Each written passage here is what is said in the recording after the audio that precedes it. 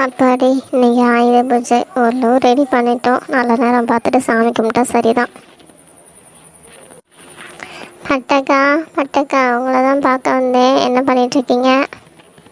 அக்கா நானும் தான்க்கா உங்களை பார்த்துட்டு போகலான்னு வந்தேன். இன்றைக்கி ஆயுத பூஜைல. என்னது சரசும் அளவும் ஒரே நேரத்தில் வரலுங்க? இவளுக்கு வந்தாவே ஏதாவது ஊசி தானே அடிப்பாளுக. சரி கேட்போம். இன்றைக்கி நாளுங்களாமா நம்ம ஏன் அப்படி நினச்சிட்டு.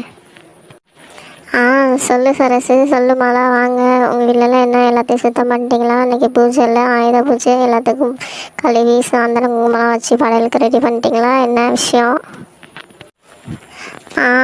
பிள்ளைங்களுக்கும் லீவ் இல்லைக்கா. அப்படியே பிடிச்சிக்கு பிள்ளைங்கள வீட்டெல்லாம் சுத்தம் பண்ண வச்சுட்டேன். ஹெல்ப் பண்ண வச்சு சுத்தமும் பண்ணிட்டேன். அப்புறம் பிள்ளைங்களோட சைக்கிள் இருந்ததா, சைக்கிளை கழுவ வச்சாச்சு. இனிமேல் சாமி கும்பிட்றது தான்க்கா. என்ன சரசு நீ மூச்சுடாமல் இருக்க? உங்க தான் என்னாச்சு? வீட்டில் எல்லாம் வேலை பார்த்தியா இல்லையா?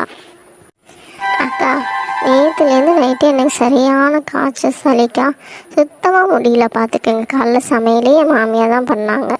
அப்புறம் நான் என்னத்தக்கா பண்ணுறது? ஆயுத பூஜையாக இருந்தாலும் நமக்கு உடம்பு முக்கியம் இல்லைக்கா. என்ன சார் சொல்கிற? இப்போ இன்றைக்கி எதுவுமே பண்ணலையா? சாமி கும்பிடணும்ல. நமக்கு வருஷம்ல உதவுற சாமானுங்க, இரும்பு சாமான், வண்டி, அப்புறம் வீட்டுக்கெல்லாம் சந்தனம் குங்குமம் வச்சு சாமி கும்பிட்டா தானே நமக்கு நல்லாயிருக்கும். அக்கா எனக்கு தான்க்கா முடியலன்னு சொன்னேன். மற்றபடி நான் வீட்டு வேலைலாம் செஞ்சுட்டேன் பார்த்துக்கோங்க. என் மாமியார் வீட்டெல்லாம் க்ளீன் பண்ணிட்டாங்க. வண்டிகள் வர்றது மற்ற ஜாமான்களெல்லாம் என் வீட்டுக்கார் பண்ணிட்டாங்க. என் ஸ்கூட்டியை கூட அவர் தான் கழுவினார். கழுவிட்டு இப்போ ஆஃபீஸும் போயிட்டார் பார்த்துக்கோங்க. சரசு மாமியாரையும் வீட்டுக்காரையும் வேலை வாங்கிட்டு நீ நல்லா ரெஸ்ட் எடுத்துகிட்ட போலையே. எப்படியோடி எல்லோரும் வேலை செஞ்சிட்டிங்க. அப்புறம் பூஜைக்கெல்லாம் ரெடியா?